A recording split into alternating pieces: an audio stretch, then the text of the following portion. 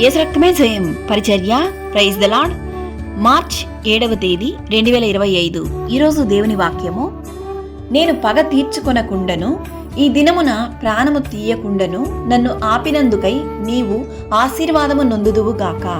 నీవు చూపిన బుద్ధి విషయమై నీకు ఆశీర్వాదము కలుగునుగాక. 1 సమూయేలు 25వ అధ్యాయం 33వ వాక్యము. అవును క్రీస్తునందు ప్రియులారా, నాబాలు యొక్క భార్య అయినటువంటి అబిగయేలు చేసిన గొప్ప కార్యమును బట్టి దావీదు ఈ మాట పలుకుచున్నాడు. నాబాలు పేరును బట్టి అతడు మోటువాడు, అతని గుణము మోటుతనము. నాబాలు దావీదు మధ్య ఉన్నప్పుడు ఏ కీడును రాకుండా ఎలా కాపాడితేమో అని వివరించి, నాబాలును ఇప్పుడు మీ యొద్ద ఉన్నందును దయ ఉంచి నాకును మా సేవకునికి సహాయము చేసి ఆహారము ఇవ్వమని అడిగినప్పుడు నాబాలు దురుసుగా ప్రవర్తించెను. నాబాలు చెప్తున్నటువంటి మాట, దావీదు ఎవడు, మెస్సయ్య కుమారుడు ఎవడు అని.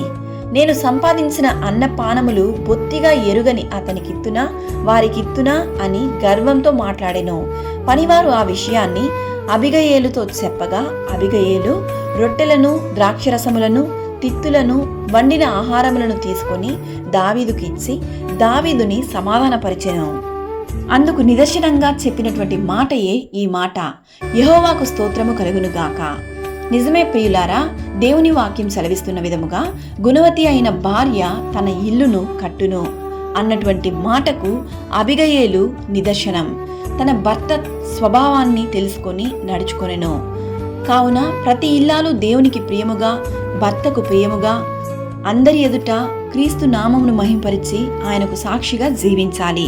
దేవుడు మిమ్మల్ని ఆశీర్వదించి దీవించునుగాక. ఆమేన్. God bless you.